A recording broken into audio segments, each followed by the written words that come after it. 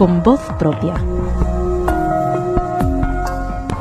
A la audiencia de Radio Sefarat, desde Buenos Aires habla Rodolfo Klickman. Hemos venido a la casa donde vivió Carlos Gardel con su madre Berta Gardés. En este lugar, en pleno mercado de Abasto de Buenos Aires, funciona el Museo Carlos Gardel. Y hoy vamos a asistir a la presentación del tercer libro de mi amigo José Jutkowski. Este libro se llama El tango y los judíos de Europa Oriental. El presentador va a ser Abraham Lichtenboim, que es el director ejecutivo del IWU. Y hablando con Abraham antes de que comience esta presentación, me ha contado que alrededor de 1950 esta casa le fue comprada a los herederos de Gardel, o de la madre de Gardel, por una familia judía, y que él venía permanentemente a esta casa porque aquí se encontraba uno de sus compañeros de la escuela primaria, y me mostraba una pileta donde me decía que la madre de Gardel ahí lavaba la ropa, que todavía está ubicada porque funciona como un museo. También Abraham terminó de explicarme sus vivencias en su infancia en esta casa, diciéndome: en esta casa se hablaba yiddish. Hablemos de la casa donde vivió Carlos Gardel, en pleno zona del Abasto, en Buenos Aires. Y ahora, mis queridos amigos, los invito a asistir a la ceremonia de presentación del libro de nuestro querido José Jutkowski. Con ustedes la presentación. En principio, quiero agradecerle a José Jutkowski, de hecho es el motivo de esta reunión esta noche, por tener así la delicadeza de presentar el libro dentro de la estructura del museo. Quiero decir que el libro no lo leí todavía, pero sí puedo hablar de su otro libro de tango, que realmente para nosotros, desde una estructura mucho más gardeliana, digamos, fue un descubrimiento. Y realmente cuando nosotros empezamos a pensar la muestra que ahora que se está exponiendo tanto aquí como en el Museo Judío, fue una sorpresa, y realmente, recién lo comentaba por ahí, se nos abrió un mundo, y la profundidad que tiene como el tema realmente es increíble. Y un poco es ese cariño que tuvimos haciendo la muestra, se trasunta un poco a partir del libro de José.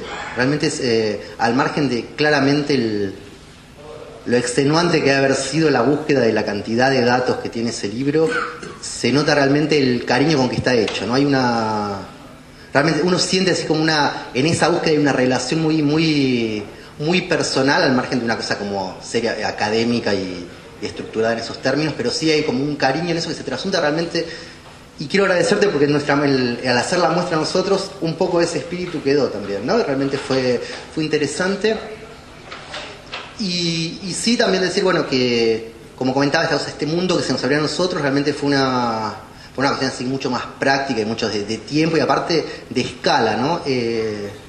Fue mucho más chica de lo que podría haber sido. Y siempre hablando de este libro de más que nada de tango, los compositores de tango, de la historia de tango en el país,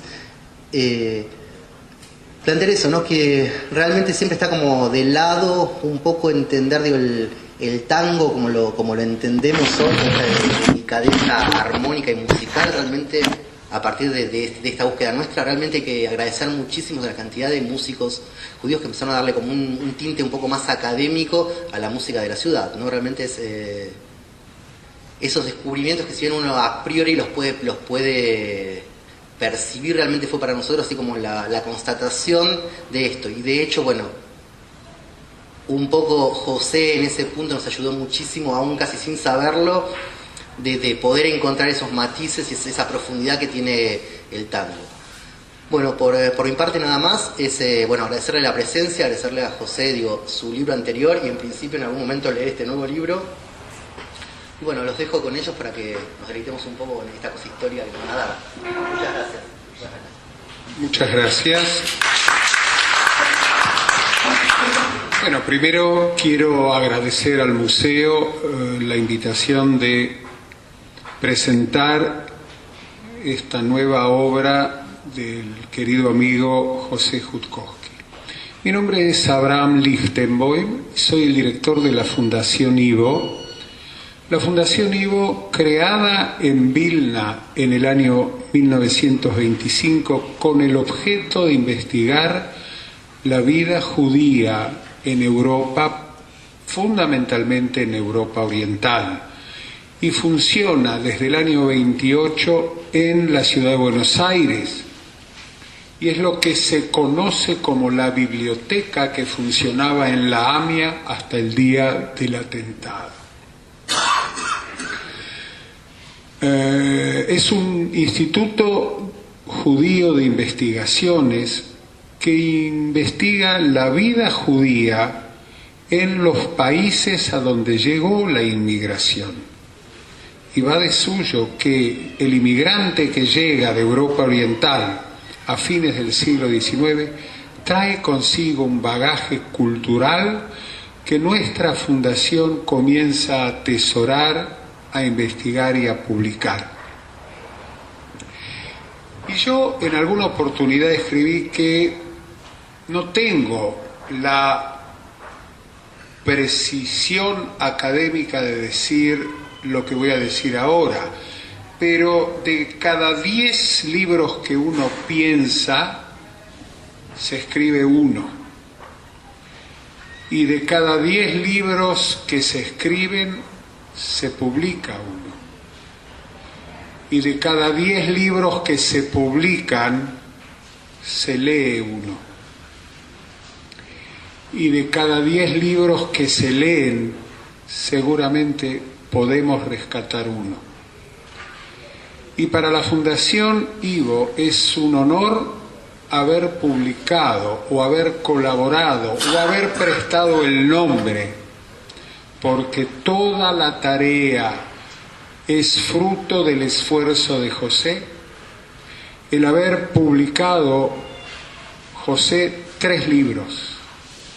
El primero, El tango, una historia con judíos, como bien dijo el director del museo, va a ser de lectura imprescindible.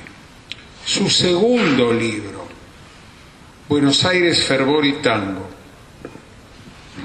Y como si esto fuera poco, el tercer libro, el que ponemos a consideración, que José tuvo la amabilidad de publicarlo junto a 2 instituciones que yo creo muy queridas para José, la Academia Porteña del Lunfardo y la Fundación Ivo. Y acá se juntan esas 2 instituciones que dan origen al título de este tercer libro: el tango, la creación popular, y el judío de Europa Oriental, que es el fruto de nuestra labor de investigación. Yo creo que no hay casualidades, hay causalidades. Y la elección de esta fecha de presentación del libro coincide con muy pocos días de la invención de una palabra que salta a la consideración del público recién en 1846. En un día de agosto, un señor llamado William John Thoms publica un artículo en una revista atenea en Londres, y el título es folclore. Esa palabra se inventa en agosto de 1846 y coincide con los aires de la importancia de lo popular en el siglo XIX. Como consecuencia de las guerras napoleónicas, el Congreso de Viena y la Primavera de las Naciones, hay un reflotamiento de lo popular que coincide con el inicio de la última etapa del judío de Europa Oriental. 1000 años de vida judía, transportados por designios de la historia finisecular a estas playas, a esta ciudad de Buenos Aires, a la benemérita ciudad de Buenos Aires, que nos acogiera a fines del siglo XIX. Y traen consigo un bagaje cultural, 1000 años de vida judía en Europa, desde Europa occidental a Europa oriental. Y el genocidio de la cultura ashkenazí, de la cual estamos hablando, que es la de la vida judía en Europa, tiene que ver con 2 factores históricos: el nazismo, el fascismo, el hitlerismo por un lado, pero también un agosto del 52, el stalinismo eliminó a lo más granado de los intelectuales judíos de la ex Unión Soviética. El libro de José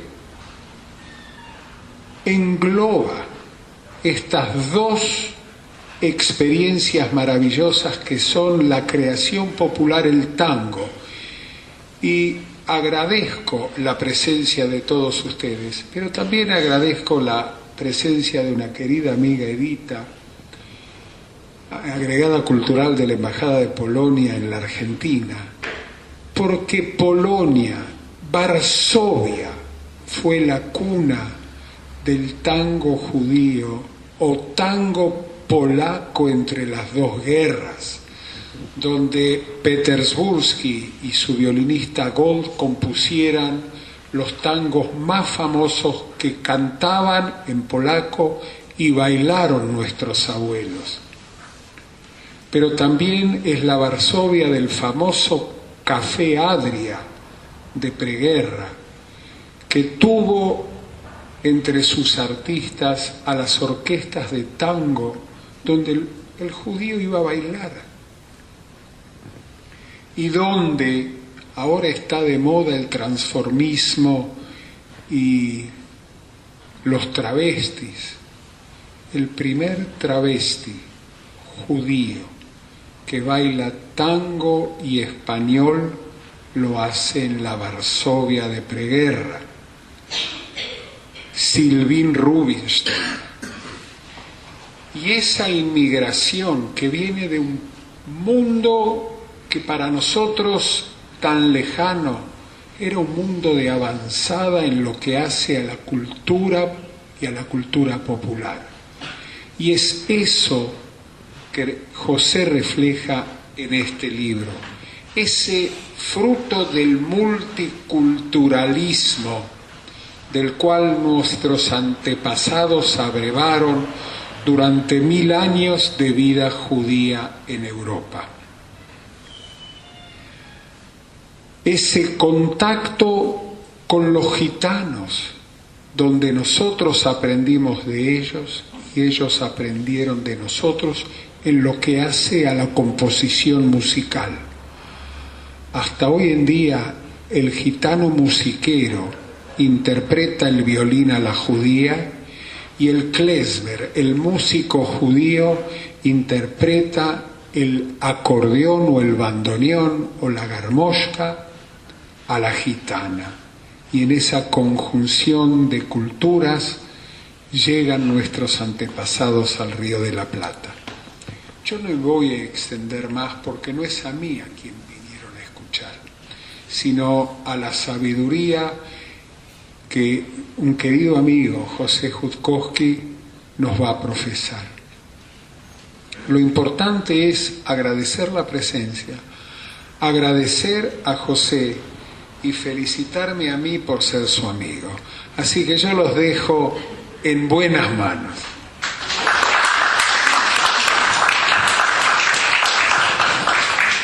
Buenas noches, ¿se escucha bien? Antes de iniciar el tema específico por el cual estoy acá con ustedes, Abraham me hizo emocionar con respecto a un tema, el gitano y el judío y el gitano. Quizás el más importante violinista en la historia del tango, y eso es un tema personal mío y lo discuto mucho, ha sido el señor Sim Shabajur. Quizás uno de los 4 o 5 docentes más importantes del mundo en el siglo XX. Era muy común en su casa de la calle Sarandí 920 ver cómo venían grandes concertinos de agrupaciones sinfónicas y filarmónicas del mundo a hacer maratones. Ese señor Simcha Bajur comenzó en el mundo del tango, había nacido en Nasielk, en Polonia, comenzó en el mundo del tango en el año 1942, transitó por las orquestas más importantes, Carlos Di Sarli, Osvaldo Pugliese, el primer quinteto de Astor Piazzolla, que para mí fue el más importante de las agrupaciones de Astor, y en una oportunidad, estando en su casa, quien iba a visitar muy a menudo, vi que fuera de las clases él seguía practicando. Un hombre grande y seguía practicando, y seguía estudiando, y seguía estudiando, y seguía estudiando. Y un día le pregunté: Simcha, ya es un hombre usted que ha superado, me da la impresión, la etapa del estudio. Jamás, me dijo José. Todavía no llegué a tocar el violín como lo tocan los ciganos. El día que yo llegue a tocar el violín como tocan los ciganos, ese día dejaré de estudiar la música. Así que esa es la historia del judío y el gitano, y el gitano y el judío. A medida que caen las hojas de mi almanaque, he decidido tomar una frase de Atahualpa Yupanqui con que siempre inicio las exposiciones. Voy a tratar de que mis palabras sean mejores que el silencio. En primer lugar, sería bueno que nos pongamos de acuerdo sobre qué es el tango, porque esto parece casi una perogrullada, pero no lo es. Vamos a adoptar como si fuera un dogma, una fe absoluta, que el tango es un fenómeno del Río de la Plata. Aquí nació, aquí creció, aquí se desarrolló y aquí se expandió al mundo. Y es un fenómeno creado y desarrollado en 4 ciudades, porteñas y portuarias: Buenos Aires, Montevideo, Rosario y La Plata. Si ya partimos de esa base, podemos ahora comenzar a entender qué es el tango si conocemos sus características. El tango tiene 4 características esenciales. La primera, que no es solamente un género musical, tampoco es solamente una danza, tampoco es solamente un género y una danza, es mucho más que eso. El tango es un lenguaje musical y coreográfico que abarca y es abarcado por las distintas disciplinas artísticas que conforman esa cultura popular del Río de la Plata. El tango abarca y es abarcado por la literatura en sus 4 manifestaciones: novela, poesía, cuento, ensayo. El tango abarca y es abarcado por el teatro. El tango abarca y es abarcado por el cine, por las artes plásticas, por el humor, por el periodismo en materia popular. Un solo ejemplo para poder entender eso: cómo tango y teatro, por ejemplo, se aglutinan en una verdadera unidad. En 1940 se estrena una obra cumbre del teatro argentino, la obra Un guapo del 900 de Samuel Eichelbaum. Dicho sea de paso, es bueno que recordemos de tanto en tanto que así como el señor Carlos Gardel inventó la forma de cantar el tango y nunca fue superado, el señor Samuel Eichelbaum estableció los hitos del teatro argentino del siglo XX, a pesar de que generalmente lo olvidamos. Es imposible entender el teatro argentino del siglo XX sin conocer las 33 obras que Samuel puso sobre el escenario. Una de ellas, en 1940, Un guapo del 900. Y en el segundo cuadro del acto segundo, un viejo organillero hace sonar su organillo y en él un viejo tango. Y uno de los personajes, el bataraz, que va a bailar con su compañero, bailan 2 hombres, le dice a su compañero: no te apures, el tango se baila con toda la vida por delante, obedece al compás más que a tu vieja, el tango se baila escuchándolo como una pitada de auxilio. Así interpretaba el teatro el tango. ¿Y el tango? ¿Cómo interpreta el tango? Así se baila el tango, sintiendo en la cara la sangre que sube a cada compás mientras que el brazo como una serpiente se enrosca en el talle que se va a quebrar. Así se baila el tango, mezclando el aliento, cerrando los ojos para oír mejor, como los violines le dicen al fuelle, ¿por qué desde esa noche Malena no cantó? Es el tango, así se baila el tango, de Elías Randall, que como ustedes saben, era Elías Rubinstein y Marville. La segunda característica esencial del tango es que el tango no se refiere jamás a las multitudes. El tango se refiere siempre al hombre que está solo y espera. Ese que nosotros vemos abroquelado en un café sobre la ventana, con su tacita vacía de café o su copa de vino o de lo que fuere, con la mano apoyada sobre la cara mirando afuera. Está hablando consigo mismo. A ese se refiere el tango. Por eso que Fernando Rolón, en su bello tango Madrugada, dice: estoy sentado a mi mesa oyendo un tango que nadie escucha. Él lo escucha. La tercera característica esencial del tango es que el tango no le canta jamás a lo que se tiene. El tango le canta a lo que irremediablemente se ha perdido.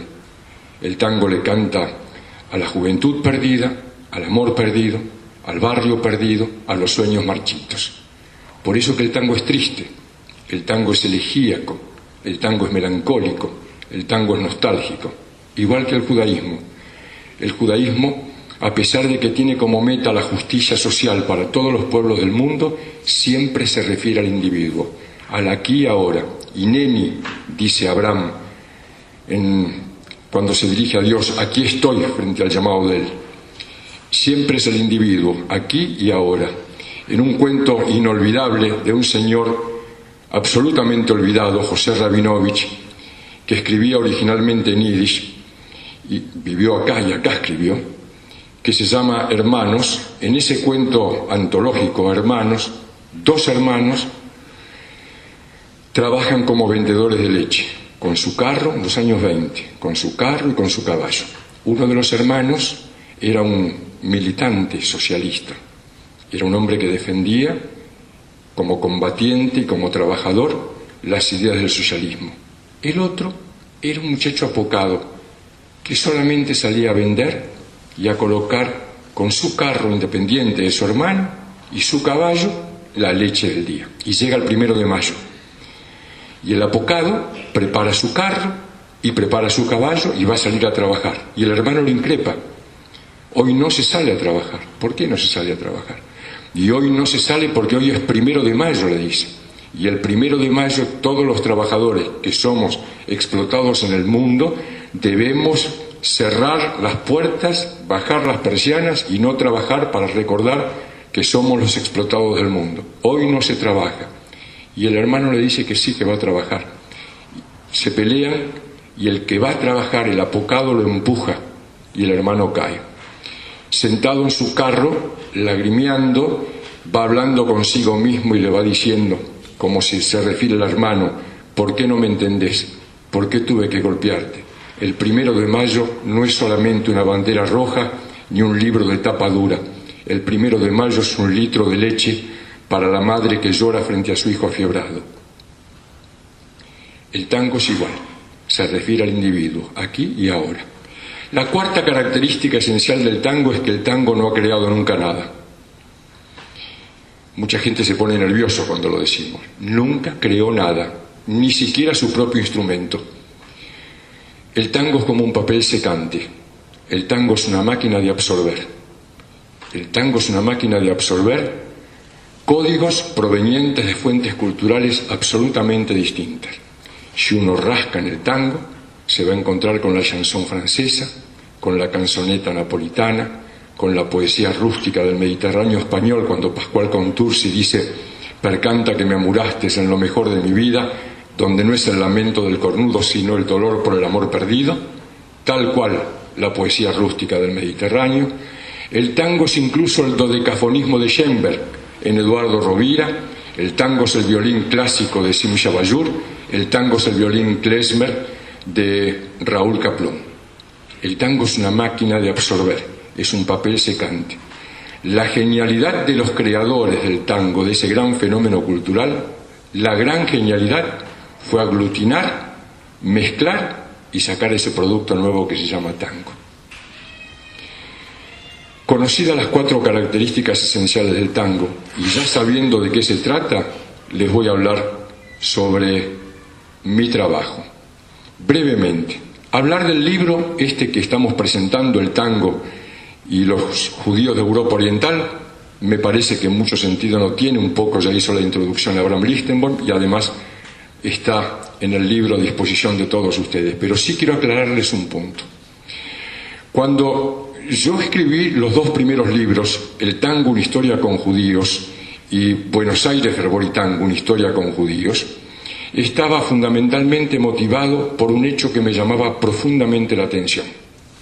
Se hablaba permanentemente dentro de la comunidad judía de los gauchos judíos, de los hombres que, en ese término inventado genialmente por Alberto Gershunov, a pesar de que el gaucho judío no existió, porque el gaucho tal cual lo interpreta Borges, para la época que se llegaron los judíos prácticamente ya había desaparecido.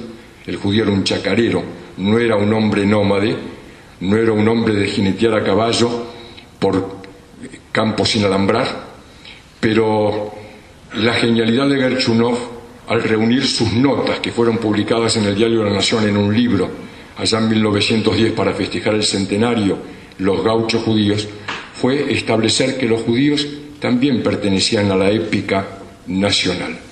Y los judíos habían hecho, para esos gauchos judíos, un trabajo verdaderamente de epopeya. Eran hombres, mujeres y chicos que llegaron de lugares donde ya no podían vivir, sin ninguna formación agropecuaria, y a pesar de ello, y ahí está la epopeya, consiguieron convertir en tierras fértiles pantanos en Santa Fe, en Entre Ríos, en Buenos Aires, en La Pampa, en Santiago del Estero. Realmente fue una epopeya. Pero me llamaba profundamente la atención que no se hablase de otra epopeya, la de los judíos que colonizaron la ciudad, la de los judíos porteños o los porteños judíos, hombres y mujeres que se asentaron en casas de inquilinatos, en conventillos, y que fueron creando familias, realizando trabajos honestos, trabajando de manera conmovedora en la creación y el desarrollo de la cultura popular de Buenos Aires, en particular del Río de la Plata en general, en todas sus manifestaciones, no solamente en el tango, en la literatura popular, en el teatro popular, en el cine popular, en el humor, en el periodismo, en las artes plásticas. No se hablaba de ellos. Y me llamaba la atención. Sentí la obligación que había que sacarlos a la luz. Decía César Tiempo, ese hombre que nació en Ekaterinoslav y sin embargo fue realmente uno de los grandes prototipos porteños, que el judío tenía una característica llamativa. Por un lado era inflexible en sostener las tradiciones de sus ancestros, pero por otro lado era un ser muy permeable. Quizás por ese viaje involuntario alrededor del mundo que es la diáspora, era un hombre sumamente permeable a absorber los códigos culturales de los nuevos lugares donde se iba a asentar. Por eso dice bien Bernardo Cordon en su antológico cuento Rincón para vivir, cuando se refiere a sus ancestros. Obligados, dice, durante siglos a buscar un rincón para vivir, acumularon en mi sangre la renovada pena de la tierra que se deja y la ilusión de la tierra donde se llega. Y en ese proceso de ilusionarse a la nueva tierra que se llega, en ese proceso en el cual tenía que absorber rápidamente los códigos de la vida cotidiana, en ese proceso de ser absolutamente permeable, ocurría lo que Bernardo Cordon también explica en su antológico cuento Kitnian Dubai. El personaje dice así: aunque chamullo como un fioca o como un lanza, bien me acuerdo que era bastante crecidito y no hablaba una sola palabra en castellano. Aquí llevo mi cédula, Jacobo Bernstein, nacido en Yargorod, Rusia. Cuando llegamos a Buenos Aires, fuimos a vivir en un conventillo del Pasaje Carmen. Al día siguiente, quise jugar con los pibes de mi edad, pero yo solo hablaba el yiddish. Todos se reían de mí. Yo los miraba con toda atención, Desde muy chico aprendí a mirar como los boxeadores, para estudiar cómo mover la boca y repetir todos los gestos que les veía hacer. Así fui aprendiendo el porteño y para hacerlo pronto pasaba todo el día en la calle. Si alguno reía porque todavía hablaba como ruso, yo peleaba o puteaba. Yo sé cosas que pocos conocen y todo lo aprendí en las calles y en los cafés de Buenos Aires.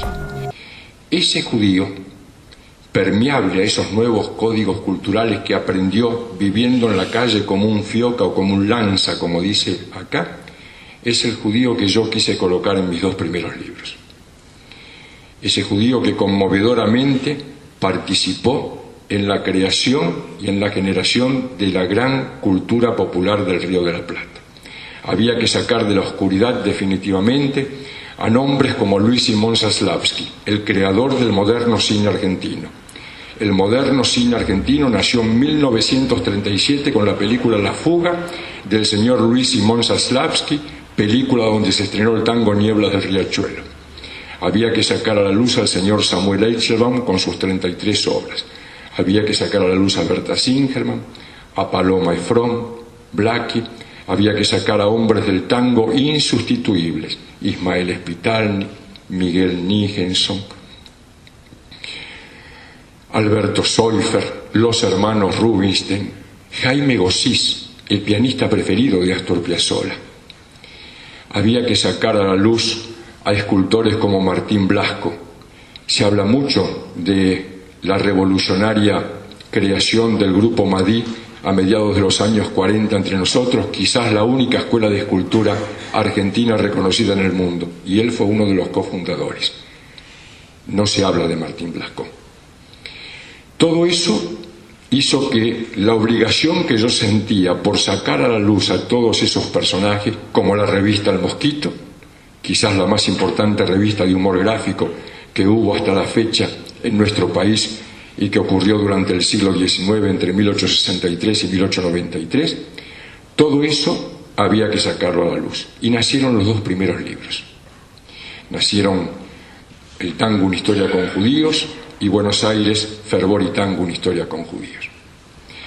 Pero ¿cuáles fueron las motivaciones para este libro? Para este que acaba de salir a luz, con ese título tan rimbombante, El tango y los judíos de Europa Oriental. Llega a mis manos porque los caminos no son lineales, los caminos son un ida y vuelta permanentemente.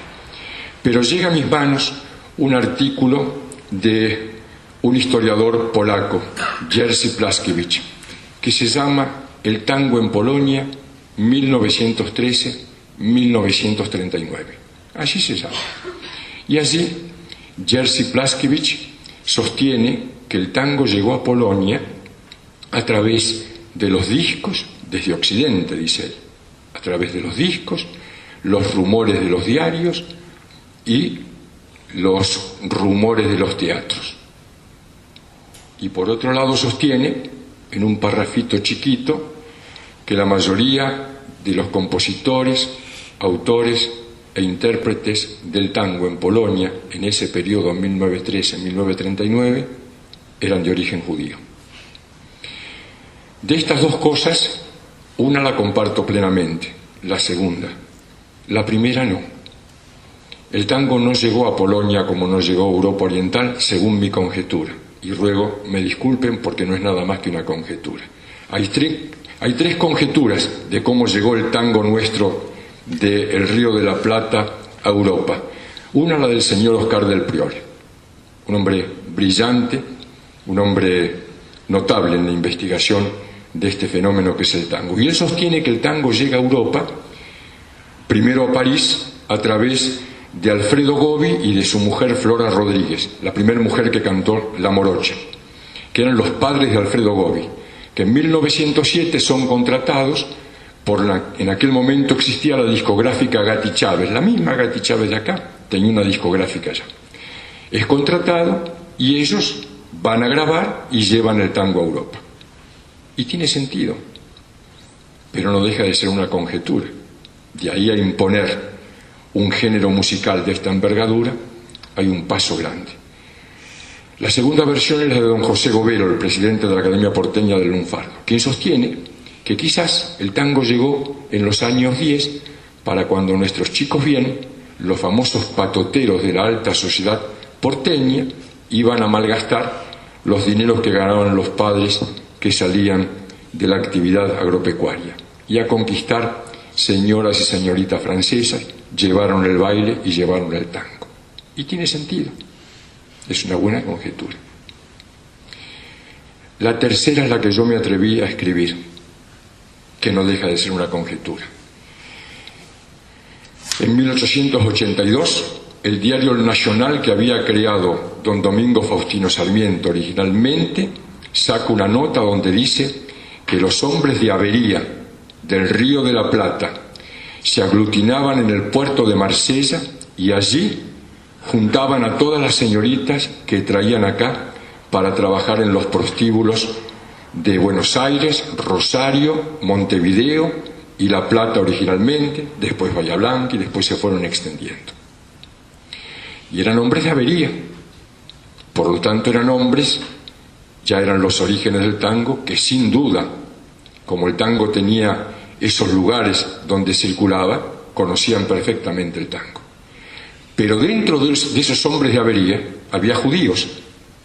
Eran los judíos que trabajaban en el mundo prostibulario, originalmente en la agrupación Varsovia, que después se convirtió en la Tsuimigdal. Y siempre vale esta aclaración. La Tsuimigdal, para que no haya dudas, no fue ni la única ni la más importante organización prostibularia en la República Argentina, muchachos. No fue. Fue muy importante, pero no fue ni la única ni la más importante. Más aún, fue la única que fue denunciada por la propia comunidad. Pero ese judío de Avería, ese que ya conocía el tango y que se aglutinaba con los otros de Avería para juntar a las señoritas en el puerto de Marsella, la conjetura mía es de que se trasladaba también hacia Europa Oriental, hacia Polonia, hacia Rumania, hacia Hungría, hacia Checoslovaquia, hacia Rusia, hacia Lituania, y ahí iba a buscar en las aldeas, en los suburbios, en los arrabales, a las famosas polaquitas. Así como nosotros somos todos los rusitos, no importa dónde vengamos, y todos los españoles son todos gallegos, no importa de dónde provienen, todas las chicas que venían a trabajar en los prostíbulos del Río de la Plata de origen judío eran polaquitas. Esa es la conjetura mía. El tango llega a Polonia a través de los propios judíos que iban a buscar las polaquitas, y no solamente a Polonia, llega también a Europa Oriental. Por lo tanto, con solo llegar a este punto, parecería que uno se hubiese conformado. Bueno, ya está. El tango llegó a Polonia a través, y a Europa Oriental a través de ese camino. Enunciemos quiénes son los compositores y quiénes son los intérpretes y quiénes son los autores de letras, y con eso basta. Uno comete siempre pecados de juventud. Mi primer libro tiene ese serio pecado. Es un libro que solamente hace un inventario nada más de nombres, pero no explica algo fundamental. ¿Cuál es el sustrato espiritual y emocional que hace que un fenómeno cultural como el tango exista? Y en el caso de Europa Oriental, ¿cuál es el sustrato espiritual y emocional que hace que hombres y mujeres que jamás estuvieron acá en el Río de la Plata adopten un fenómeno cultural proveniente de un lugar tan distinto y tan distante?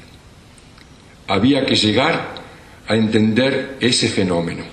¿Por qué tantos hombres y mujeres judías asumieron el tango en Europa Oriental?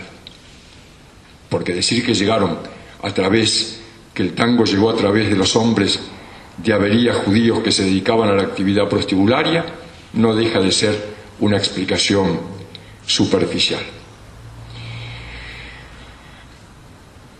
Insisto, los caminos no son lineales.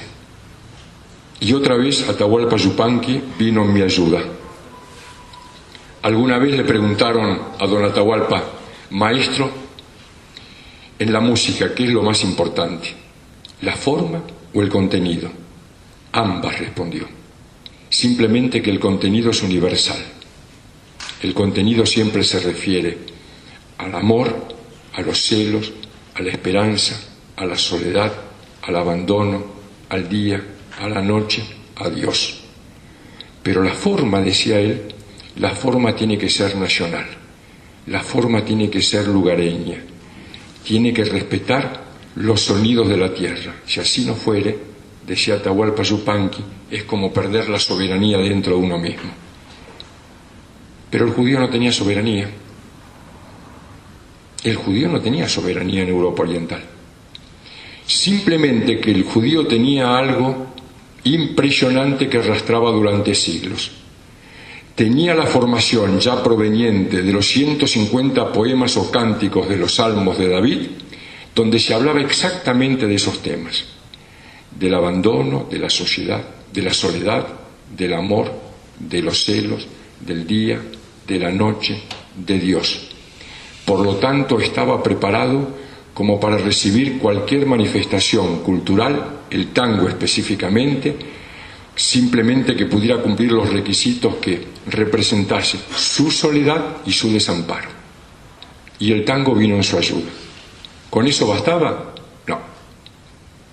Yo no había llegado todavía a la médula. No podía entender por qué tantos hombres y mujeres de Europa Oriental se dedicaron, y con qué nivel. Hay figuras trascendentes, como el sexteto Brodmann-Alfaro, que si algunos los han escuchado, realmente es comparable perfectamente al sexteto de Julio De Caro de los años 20, a la orquesta de Bernardo Alemani, un hombre que me hubiera encantado conocer, no dejo de repetirlo porque los alemanes lo confundieron y él decidió mojarle las orejas y en el año 39 grabó directamente en Alemania. O Marek Weber, o Jerzy Petersburski, que Renchier acaba de enunciar, Abraham Lichtenberg y tantos otros. Nombres muy importantes. Pero esos hombres, ¿por qué se dedicaban a eso? ¿Cómo es que se dedicaron al tango? Insisto, los caminos no son lineales. No lo quiero hacer demasiado largo. Los caminos no son lineales. Yo no leo el yiddish, desgraciadamente, pero por suerte hay mucha literatura proveniente de escritores, poetas, novelistas, cuentistas, ensayistas, que escribieron originalmente en yiddish traducidos al castellano. Es lo único que yo pude leer. Y me fue llamando poderosamente la atención que hombres como Sholem Aleichem, Mendele Moises Forum, Sholem Mash, Pérez, Bashevi Singer y tantos otros, cuando se referían en sus cuentos y en sus relatos y en sus novelas, parecían letras de tango. Y un día apareció en mi mente y se produjo el clic, uno de los cuentos antológicos. Seguramente a ustedes les pasa que hay cosas que le quedan grabadas para siempre. Mi abuelo me contaba cuentos hasídicos, pero de los cientos de cuentos que me contó, uno solo quedó para siempre grabado en mí. Y fue aquel que terminaba con la moraleja que decía: hijo mío, mein Kind, como decía mi Zeide, mi abuelo, Dios castiga al que mucho le pide, dándole mucho más, y lo vuelve loco. Y quedó grabado para siempre en mí. Y cuando yo leí el ayuno, el cuento de Pérez, quedó grabado en mí. En el ayuno, un aguatero judío, miserable y pobre, sin un céntimo, llega a su casa. Su familia era su mujer y 4 hijos, quienes lo estaban esperando desesperadamente. 4 hijos hambrientos y su mujer famélica. Y él no tiene un peso. Y frente a ese cuadro tampoco trae alimentos. Frente a ese cuadro dramático, él decide mentir. Y les miente. Les dice: quiero decirles que la comunidad ha decretado un día de ayuno, porque en el Shil, en el templo, se ha caído el Sefer Toire, la Biblia. Por lo tanto, tiene que ser un día de expiación. Todos tienen ayuno, hasta los niños de teta. Él sabía que cuando la mentira es colectiva, calma las angustias, no calma el hambre. Pero cuando la mentira se refiere únicamente a un fenómeno individual, se hace también angustiante. Y mentir, él sabía, era como robar. Es una forma de robarse. y automáticamente el cuento del ayuno me llevó. Sabe que tiene para largo rato, la sentencia en fija lo va a hacer sonar.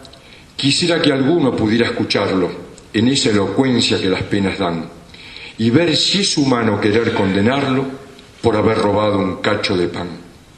Se durmieron todos, cazó la barreta. Si Jesús no ayuda, que ayude Satán. Un vidrio, unos gritos, careos, un hombre que llora y un cacho de pan. Y es el tango Pan de Celedonio Flores. Y dije, estoy llegando. Me parece que puedo sentar en la misma mesa al señor Pérez con su cuento El ayuno, con el señor Celedonio Flores con su tango Pan. Eran de tiempos distintos, no se conocían, pero podían sentarse en la misma mesa.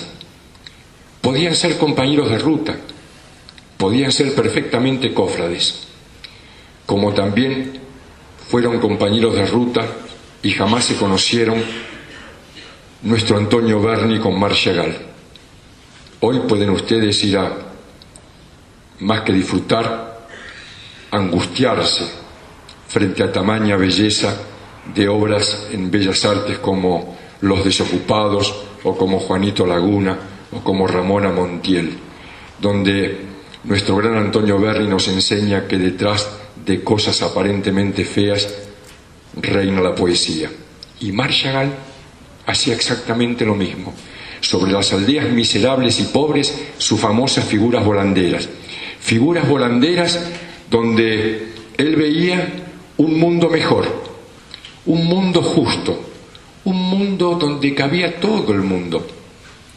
Y el tango dice, cafetín, yo esperaba porque siempre soñaba la paz de una aldea sin hambre, sin balas. Y eso dice el tango Cafetín de Homero Expósito. Habla exactamente de las figuras volanderas de Chagall. Pero Chagall dice más.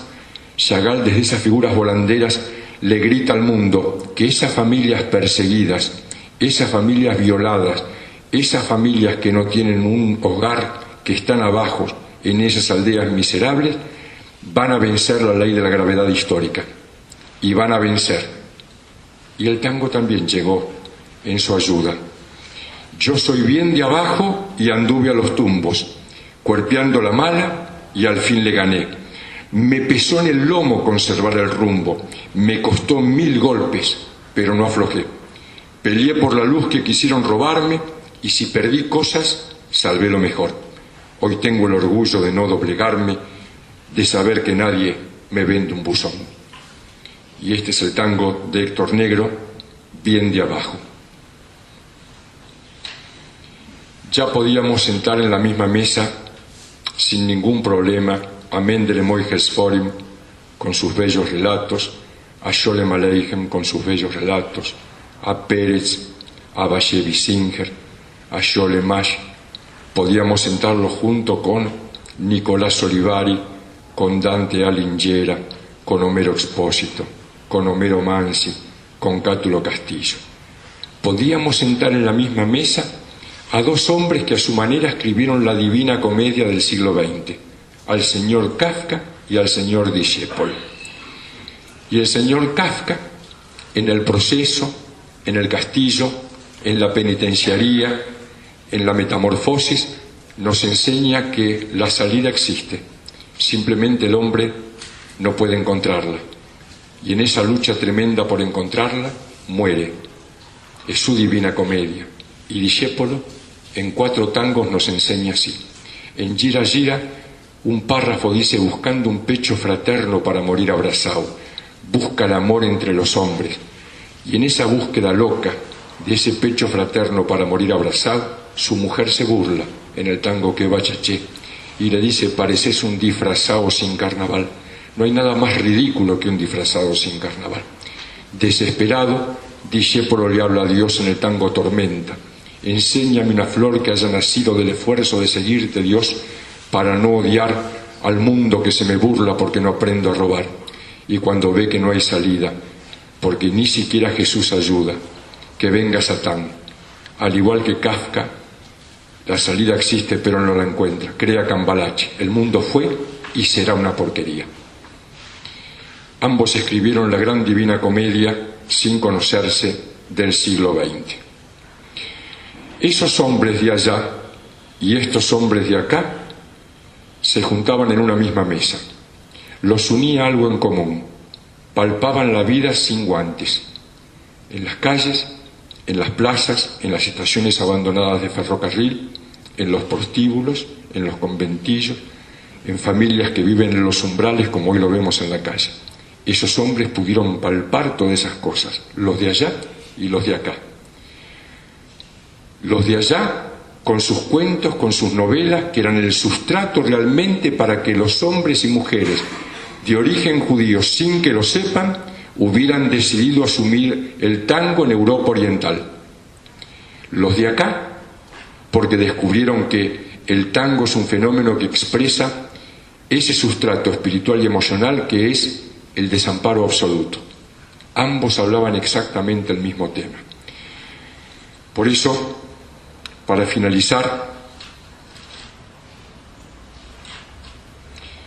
miren, Sholemash, para no hacerlo largo, en su bello e imprescindible libro El judío de los Salmos, le hace decir a un personaje, el rabino de Kotz, quien dirige su mirada al cielo y grita: «Os conjuro, mis maestros, abandonad vuestras sillas doradas del paraíso, descended hasta aquí, mirad lo que han hecho con los niños del pueblo, mirad a mis niños hambrientos».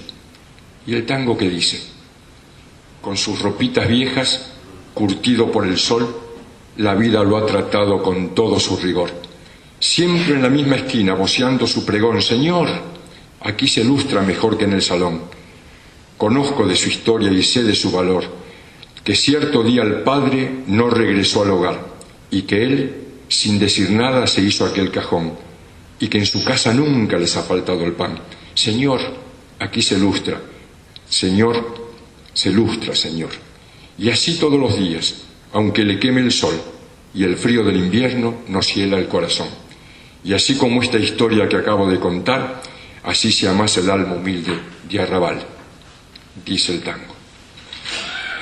Por ello, para los hombres de allá y de acá, que se referían sin guantes al mundo del desamparo, les cabe las palabras de Pablo Neruda: «Señores, yo hablo de verdades, que Dios me libre de inventar cosas». Ese es el libro mío.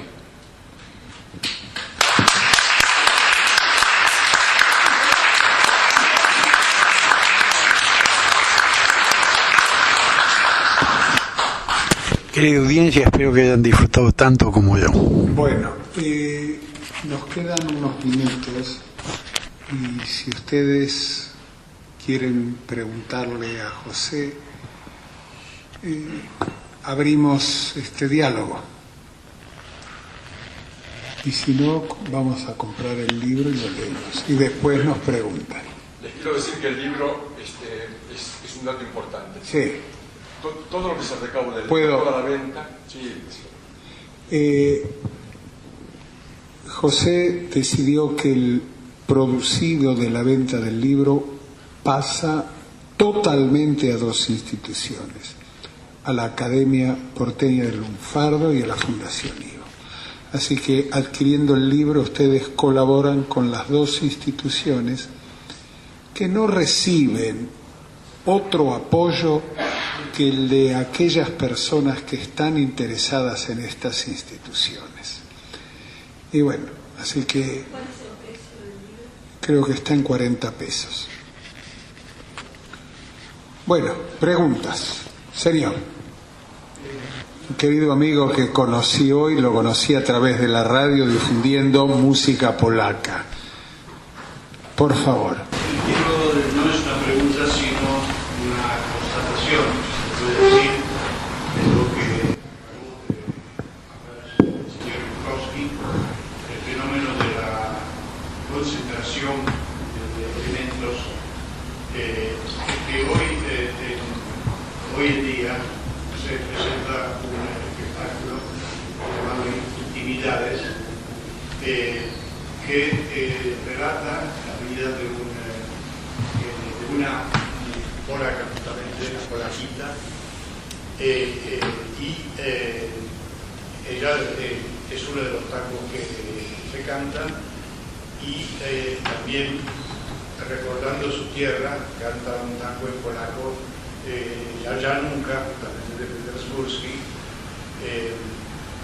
La polaquita es un tango que no me acuerdo ahora quién lo escribió, pero se refiere justamente a la señora, no me acuerdo el nombre, pero el apellido sí, Lieberman, que delató a la organización Sigmunda. Eso lo quiero decir como justamente se unen en este espectáculo las culturas argentinas, judías y sobre todo polacas, porque la señora, inclusive la intérprete, la cantante, es de origen polaco y están justamente Ahora yo te quiero hacer una pregunta, porque vos dijiste antes que cuando eras chico venías a esta casa, y le aclaro a la audiencia mía que en esta casa vivió Carlos Gardel, donde está este museo, y que esa pileta que me mostraste, vos me dijiste que ahí lavaba la ropa la madre de Gardel. Lo que te pregunto es, ¿vos llegaste a verla, a la mujer esta? No.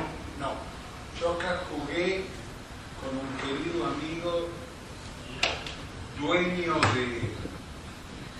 cuyos padres eran dueños de esta propiedad desde el año 50 al 55. Íbamos a la misma escuela primaria. Acá vivía la familia Susenberg, que le había comprado la propiedad a la madre o a la sucesión de la madre de Carlos Gardel. Así que en esta casa se habló yiddish.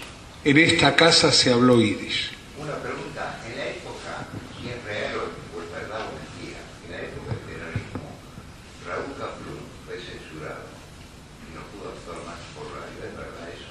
La historia es casi así, pero no Porque se parece que no tiene. estaba de acuerdo con la doctrina y parece que lo dejaron cortado. ¿Es real eso? Ahora le cuento. Hubo cierto antisemitismo, ¿cierto? Mire, el tema con Raúl no fue el antisemitismo. El tema con Raúl fue así.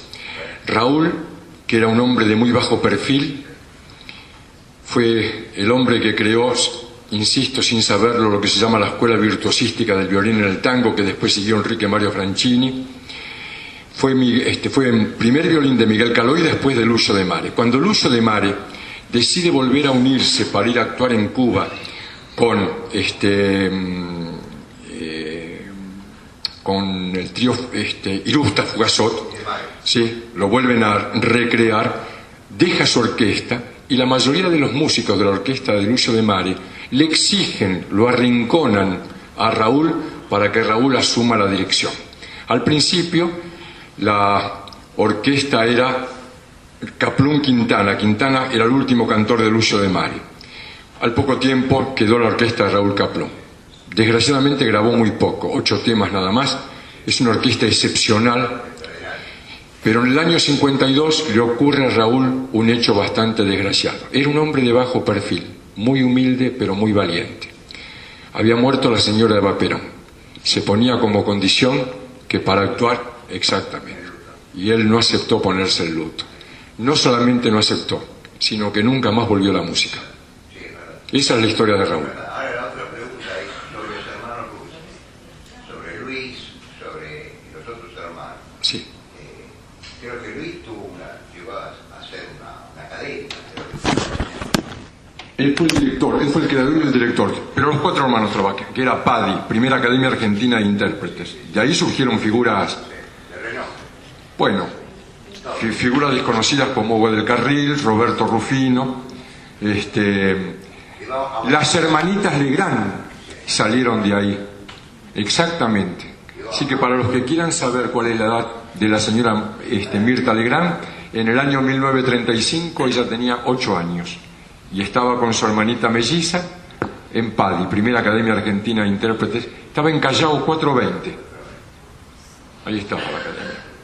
Es decir, en otras palabras, lo que la colectividad representando es impresionante. Pero yo le quiero aclarar esto, mire que es importante, porque mucha gente, especialmente de mi comunidad, usted está delante de un señor que es judío y porteño, o porteño y judío.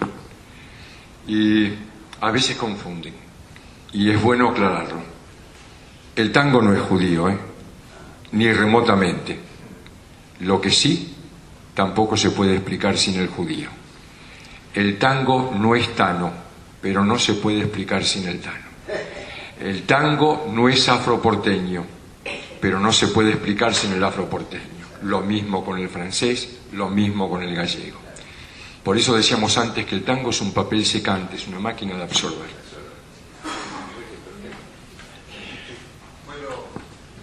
Y es como el lenguaje del judío oriental, el yiddish.